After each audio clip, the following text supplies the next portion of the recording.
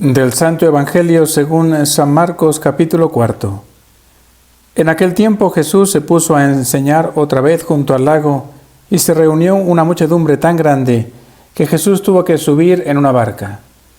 Ahí se sentó mientras la gente estaba en tierra, junto a la orilla. Les estuvo enseñando muchas cosas con parábolas y les decía: Escuchen, salió el sembrador a sembrar. Cuando iba sembrando, unos granos cayeron en la vereda, vinieron los pájaros y se los comieron. Otros cayeron en terreno pedregoso, donde apenas había tierra. Como la tierra no era profunda, las plantas brotaron enseguida, pero cuando salió el sol se quemaron y por falta de raíz se secaron. Otros granos cayeron entre espinas. Las espinas crecieron, ahogaron las plantas y no las dejaron madurar. Finalmente, los otros granos cayeron en tierra buena. Las plantas fueron brotando y creciendo y produjeron el 30, el 60 o el 100 por uno. Y añadió Jesús: el que tenga oídos para oír, que oiga. Cuando se quedaron solos sus acompañantes y los 12, le preguntaron qué quería decir la parábola. Entonces Jesús les dijo: a ustedes se les ha confiado el secreto del reino de Dios. En cambio, a los que están fuera, todo les queda oscuro. Así, por más que miren, no verán, por más que oigan, no entenderán, a menos que se conviertan y sean perdonados. Y les dijo a continuación: si no entienden esta parábola, ¿cómo van a comprender todas las demás? El sembrador siembra la palabra. Los granos de la vereda son aquellos en quienes se siembra la palabra, pero cuando la acaban de escuchar, viene Satanás y se la lleva sembrada en ellos. Los que reciben la semilla en terreno pedregoso son los que al escuchar la palabra, de momento la reciben con alegría, pero no tienen raíces. Son inconstantes y en cuanto surge un problema o una contrariedad por causa de la palabra, se dan por vencidos. Los que reciben la semilla entre espinas son los que escuchan la palabra, pero por las preocupaciones de esta vida, la seducción de las riquezas y el deseo de todo lo demás que los invade, ahogan la palabra y la hacen estéril. Por fin, los que reciben la semilla en tierra buena son aquellos que escuchan la palabra, la aceptan y dan una cosecha, unos de 30, otros de 60 y otros de 100 por uno. Palabra del Señor.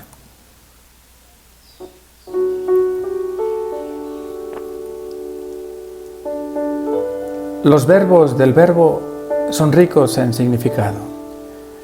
Por eso, Jesús, me fijo en cómo describes la escena.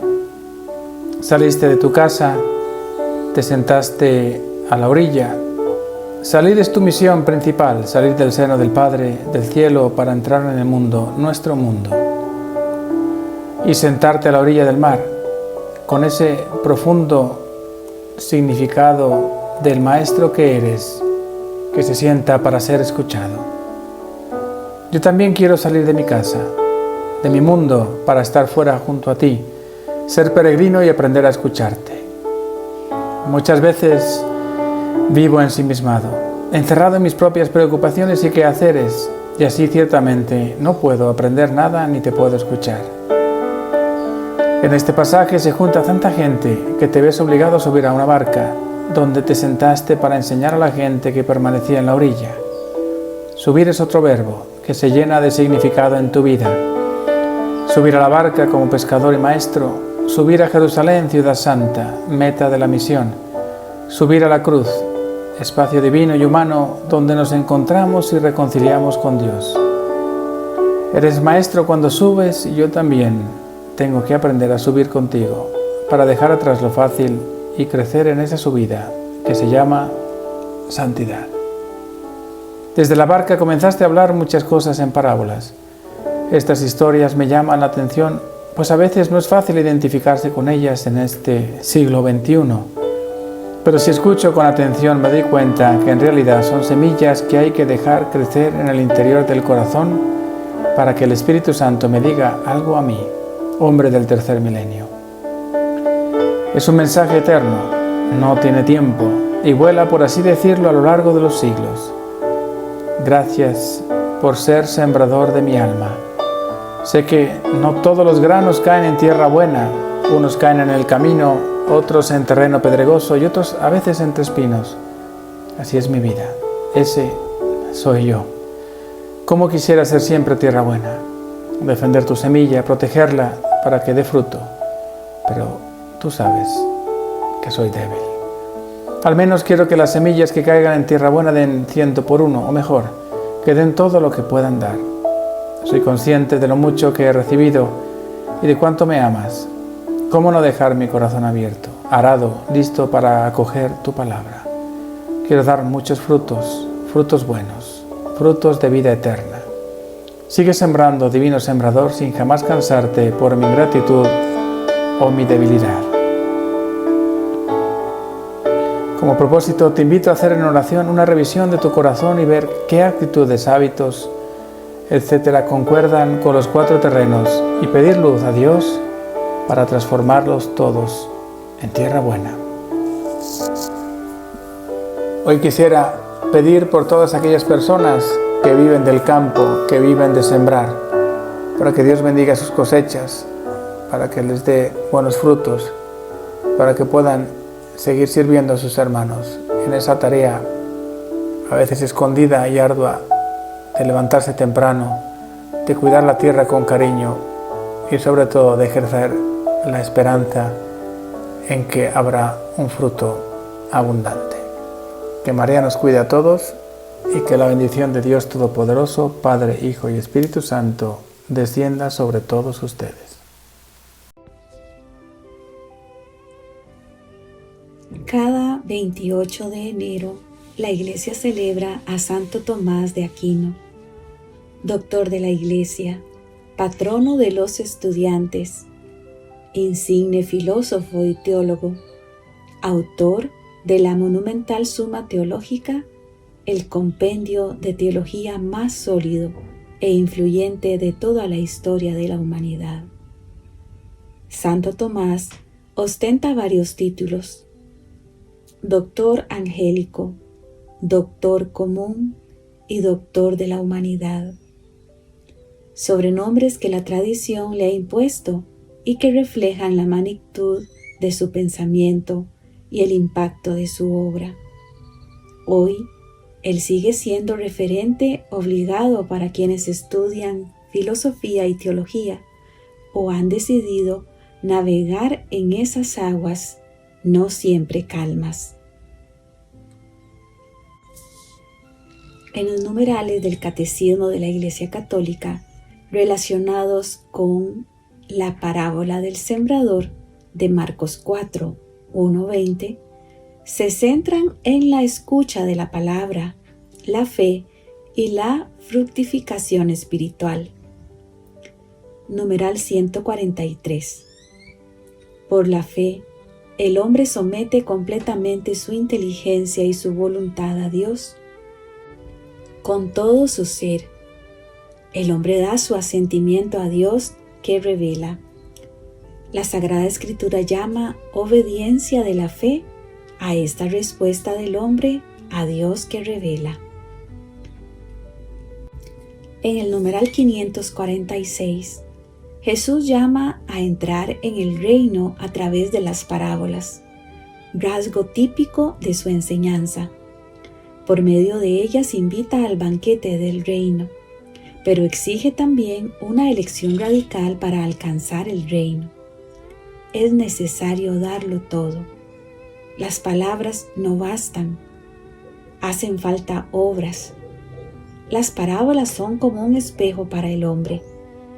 Es preciso entrar en el reino, es decir, hacerse discípulo de Cristo para conocer los misterios del reino de los cielos. Para los que están fuera, la enseñanza de las parábolas es algo enigmático. Numeral 2716. Nos dice que la oración contemplativa es escucha de la palabra de Dios.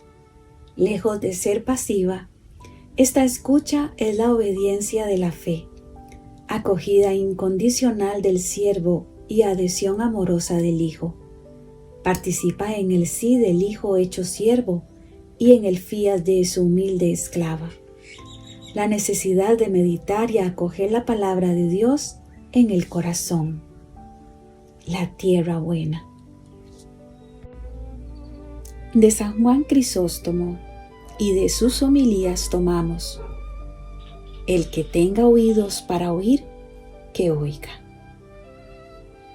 En la parábola del sembrador, Cristo nos enseña que su palabra se dirige a todos indistintamente. De la misma manera, en efecto, que el sembrador de la parábola no hace distinción alguna entre los terrenos, sino que siembra en todas direcciones. Así también el Señor no hace distinción entre rico y pobre, sabio y tonto, negligente y aplicado, valiente y cobarde, sino que se dirige a todos y, a pesar de que conoce el porvenir, por su parte pone todo lo necesario de manera que puede decir: ¿qué más debía hacer que no haya hecho? Además, el Señor dice esta parábola para alentar a sus discípulos y educarlos, a fin de que no se dejen abatir, aunque los que acojan la palabra sean menos numerosos que los que no les hacen el menor caso. Es lo que hacía el Maestro mismo, el cual, a pesar de su conocimiento del porvenir, no dejaba de propagar su grano.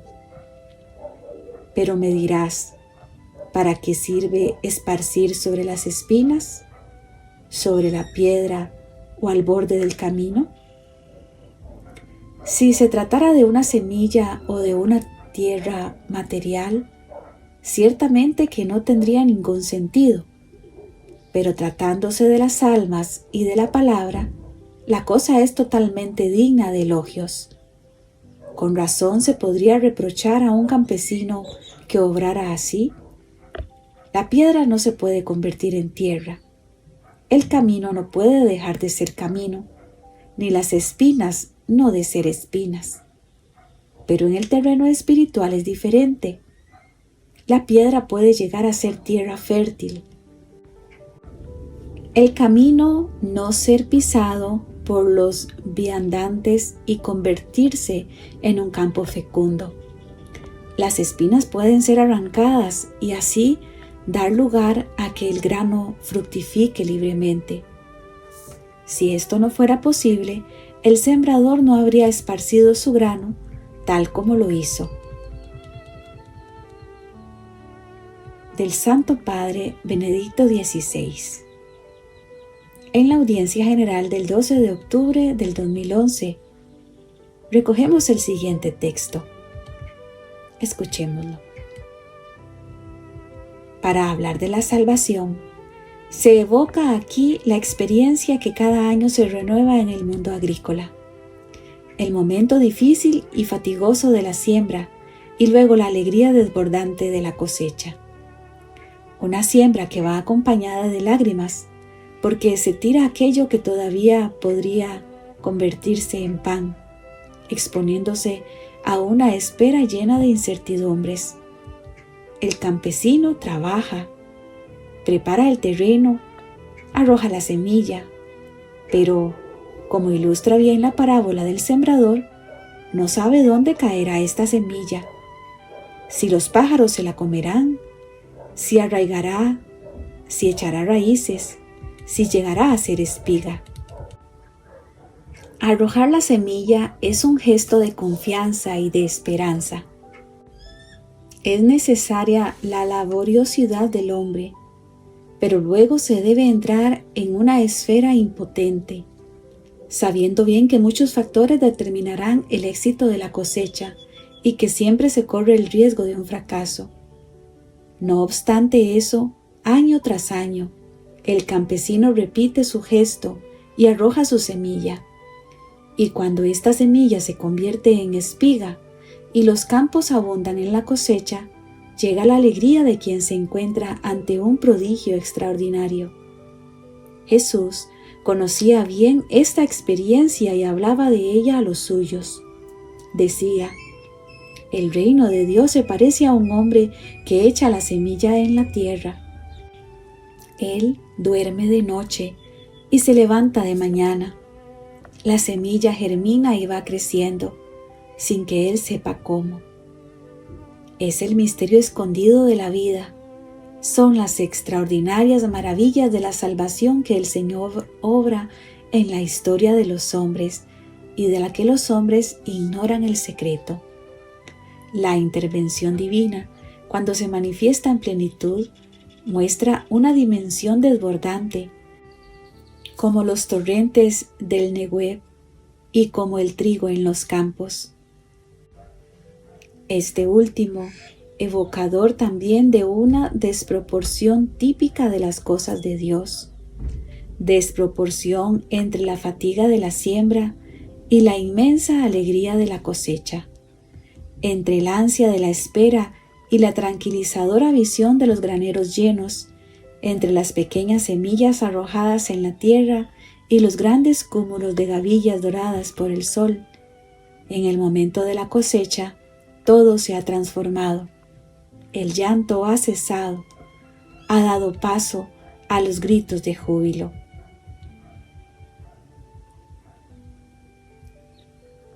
En el libro de Cielo encontramos varias citas relacionadas con la siembra de la palabra, del don y del propio sembrador.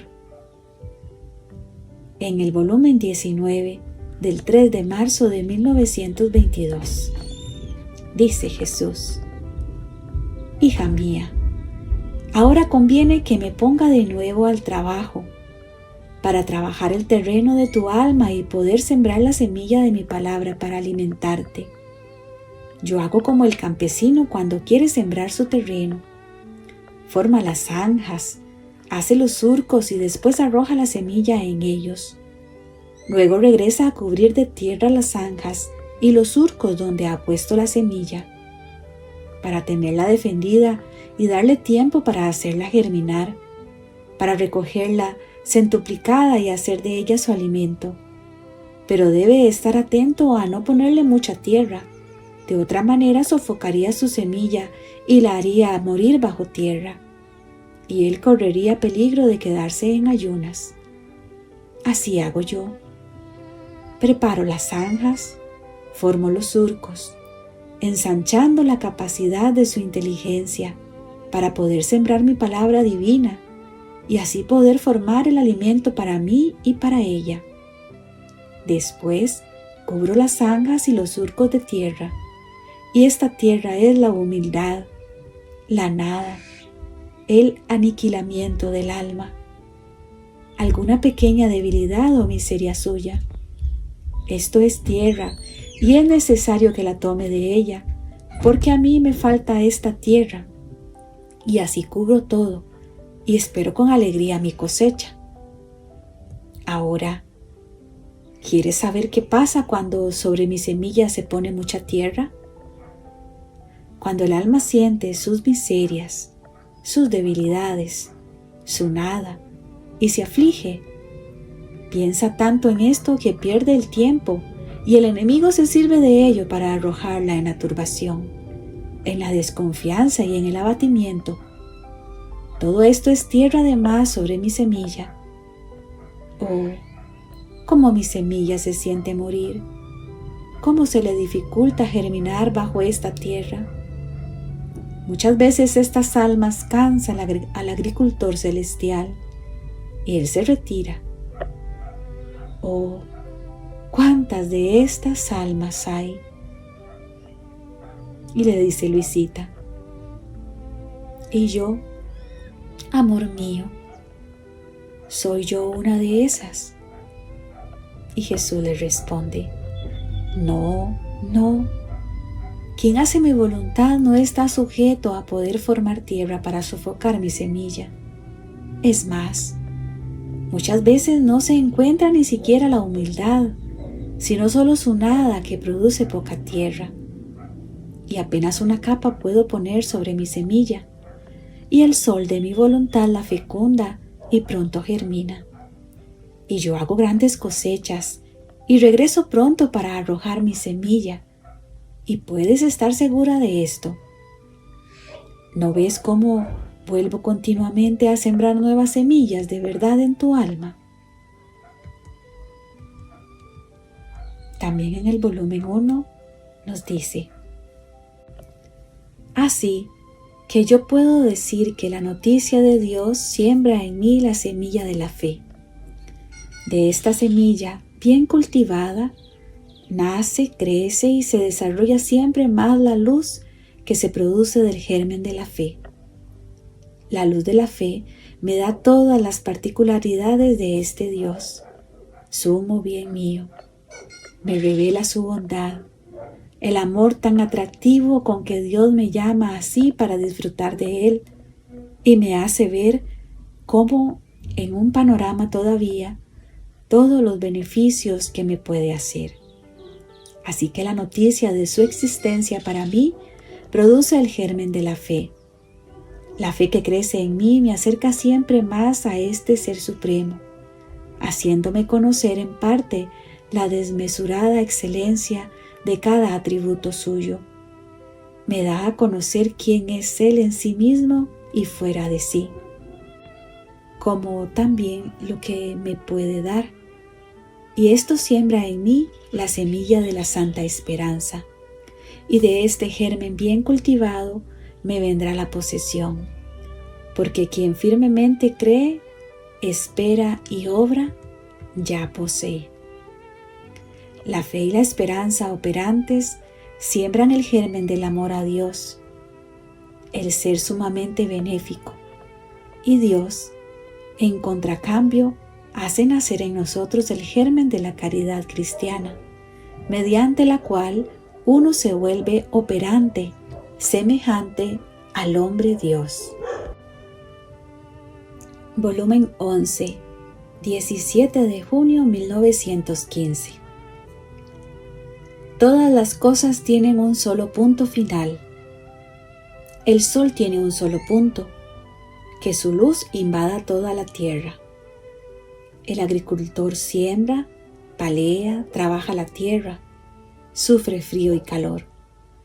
Pero todo eso no es su punto final. No, sino su punto es el de recoger los frutos para hacer de ellos su alimento, y así de tantas otras cosas, que son muchas, pero que se resuelven dentro de un solo punto, y esta es la vida del hombre.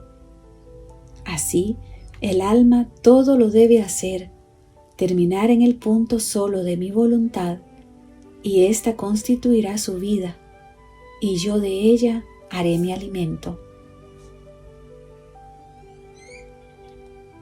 Del volumen 28, 7 de octubre 1930. Cuando hemos encontrado a la criatura fiel y la obra sale de nosotros para tomar su lugar en ella, todo está hecho. La semilla ha sido arrojada y poco a poco germina y produce otras semillas, que difundiéndose, quien quiera puede procurarse aquella semilla para hacerla germinar en su alma. No hace así el agricultor. Si tiene el bien de tener una sola semilla, que puede ser su fortuna, la siembra en su terreno, y aquella semilla germinando puede producir 10, 20, 30 semillas. Y el agricultor no más siembra una sola semilla, sino todas aquellas que ha recogido, y tantas veces llega a sembrarlas hasta poder llenar todo su terreno, y llega a poder dar a los demás la semilla de su fortuna. Mucho más puedo hacer yo, agricultor celestial, con tal de que encuentre una criatura en que esté preparando el terreno de su alma, donde pueda arrojar la semilla de mis obras. Aquellas semillas germinarán y poco a poco harán su camino. Se harán conocer, amar y desear por pocos, y después por muchos. Que sea sembrado en el fondo de sus almas la semilla celestial de mi divina voluntad. La parábola del sembrador en Marcos 4 revela el drama y la esperanza de la libertad humana ante la palabra. Jesús no explica primero el terreno, sino el acto generoso del sembrador. Dios se expone, confía, espera. La palabra es siempre eficaz en sí misma, pero su fecundidad histórica depende de la acogida. En el Catecismo subraya que esta acogida es obediencia de la fe. No solo oír, sino someter inteligencia y voluntad. Por eso las parábolas, como nos recuerda el Catecismo, de que el numeral 546, son un espejo. Revelan el reino a quien entra como discípulo y permanece cerradas para quien se queda fuera. San Juan Crisóstomo aporta una clave decisiva. Ningún terreno está condenado definitivamente. En el orden espiritual, el camino puede volverse campo y la piedra tierra fértil. Aquí se inserta con fuerza el libro del cielo. Jesús no solo siembra, sino que trabaja activamente el terreno del alma, ensanchando la capacidad interior y cubriendo la semilla con la humildad justa. El peligro no es la miseria, sino la excesiva autocomplacencia en ella, que termina sofocando la semilla con desconfianza y abatimiento. Benedicto XVI ilumina la parábola desde la experiencia del campesino. Sembrar es un acto de esperanza contra toda evidencia. La lógica de Dios es desproporcionada. De una pequeña semilla, una cosecha sobreabundante. Esto encuentra su plenitud en la divina voluntad, cuando el alma hace de ella su punto único. Dios mismo hace del alma su alimento. Finalmente, el fruto no es solo personal, como enseña el volumen 28. Una sola semilla fiel puede multiplicarse y difundirse. La vida en la divina voluntad tiene siempre una dimensión eclesial y misionera. La tierra buena no guarda el fruto, lo entrega. Oremos juntos. Señor Jesús, sembrador eterno de la palabra, que no te cansas de arrojar tu semilla, aun cuando conoces la dureza de nuestros corazones. Danos oídos para oír y un corazón dócil para acoger. Arranca de nosotros lo que ahoga tu palabra, la prisa, el temor, la superficialidad y la desconfianza. Trabaja tú mismo el terreno de nuestra alma. Abre surcos profundos de humildad verdadera y cúbrenos solo con la tierra necesaria para que tu semilla viva y no muera. Haznos tierra buena en tu divina voluntad, donde tu palabra germine, crezca y dé fruto abundante, no para nosotros, sino para la gloria del Padre y alimento de muchos. Que todo en nuestra vida termine en el punto único de tu voluntad, para que tú encuentres en nosotros tu cosecha y el mundo reciba la alegría del reino. Amén.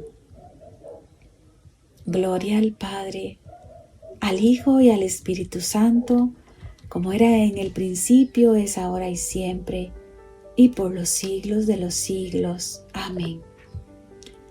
Ven, ven divina voluntad, ven a reinar en nuestras almas. Santo Tomás de Aquino, rogad por nosotros. Fiat, fiat, fiat.